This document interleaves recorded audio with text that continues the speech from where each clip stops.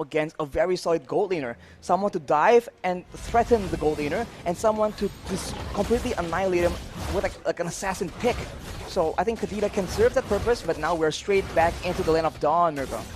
Well, once again, ladies and gentlemen, we're jumping into the Land of Dawn, where Indonesia is trying to equalize, and Cambodia are trying to secure the grand final position, with Dreams already very aggressively moving into the enemy jungle, taking a whole lot of damage here as Danger rotates as well. It's first blood before the first minute of the game. Cambodia are on fire. Bit of a disaster trying to get information on a Kadita. Very, very squishy. Yes, you have the blessing of the ocean, but you need to survive for that to actually work out.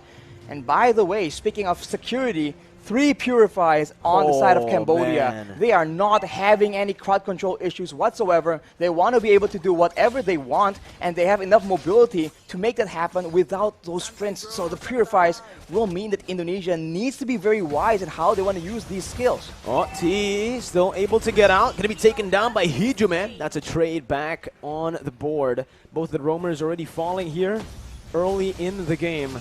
But I do feel like, again, in terms of that mid-control, this Yve with the Kadita will definitely have a bit of an edge. Clearing out the waves a bit faster to rotate and to provide more help across the side lanes. If they roam S3 along with Taz on the Akai, they actually have more advantage, but look at this dive! Oh, Lutsu, too aggressive! Gonna be taken down, punished, and that's the real world manipulation as well. A very aggressive play from Cambodia, but this time it might be too aggressive as Taz jumps in with a heavy spin, instantly knowing where Boom is. The Furious dive as well from Psychox to pick up the kill and to take the lead in game 2. They have the pressure, and now they can go for the turtle, because for Cambodia, this Faramis can save some of their members from the big burst damage, but hang on, as we say that though, that is Deja picking up a kill onto Psychox. Definitely not what Indonesia wants, but there we go. Turtle secured for Indonesia in minute number 2. It's still just a very slow game now that the action has happened early on, Arashi. Both teams will be waiting for the neutral objectives. They don't really want to go for anything too crazy, but just as I say it, Lutsu will be caught for the second time in this game. And this time it's by Dreams, who's taking it a bit personally, that first kill.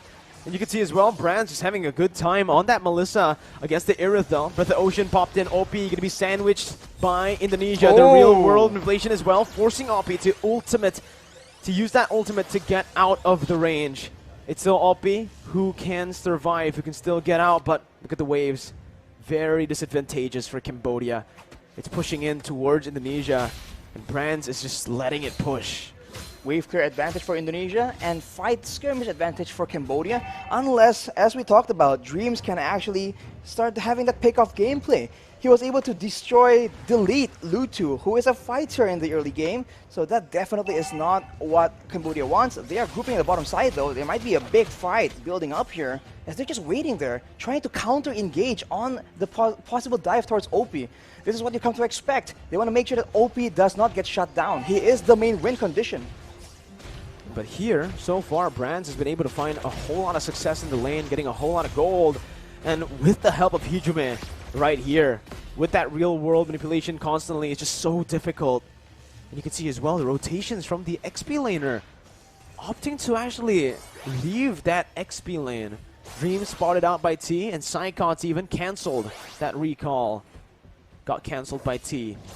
Hylos having a better time in that XP lane again, just soaking in as much gold as possible, while Taz is actually going to be the one gifted the job to handle or to match up against that Hylos. Brands now has secured the bulk of that, well, almost the whole thing, the whole turret gold, and with that momentum, Indonesia rotates their top side at the opportune moment, going for the turtle, but there might be a fight here because they are backing away. Oh, that's a very good engage again by Dreams. Lutsu taken off, and that's Taz who secures the turtle.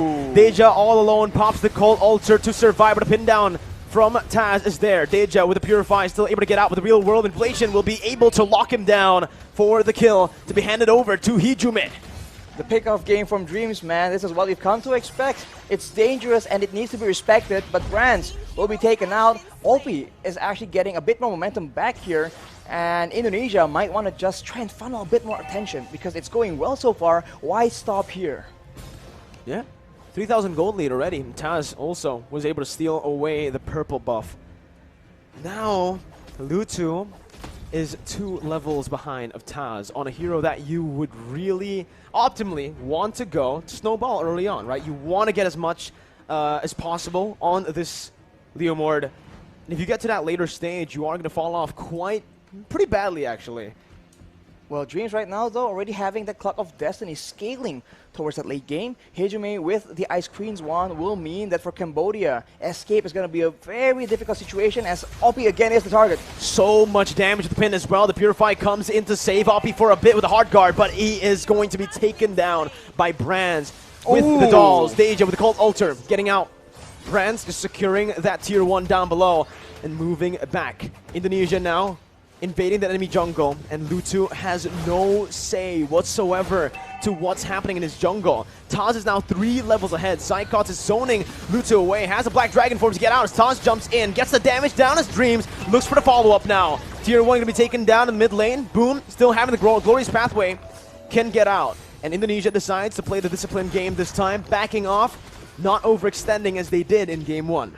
If Indonesia maintains this discipline and plays with that vision, they have so many tools to start off that pick-off gameplay. And for now, at least until later on in the game, the members from Cambodia are going to be way too squishy to push into a Yves, a Kadita, as well as a Yu Zhong. This early game is very strong from Indonesia, and they are completely abusing it to go for the purple buff, it seems, right now, because Boom is taken very low with the real manipulation, almost taken out, flickers away, and I think Indonesia will be able to secure this purple buff. That's a sad day for Lutu on the Cambodian side. The gold lead is just building again, slowly but surely, towards Indonesia as they are suffocating Lutu, especially in this jungle. But the entire Cambodian team is just not having a good time here in the first 7 minutes. You know, Indonesia came back from a similar kind of position here. You can already see again that ambush over Lutu, trying to find some compensation. Dreams with the conceal, still able to jump away. Dreams finally taken down with the Phantom Steed by Lutu, as Psychots might be next. Brought back to the team, has the Furious Dive, now going to be caught still. Serve staining for a bit, but Lutu finds that double kill, putting them on the board. And finally Lutu has found 2 kills here. Finally found some compensation, a way to turn the tides back around.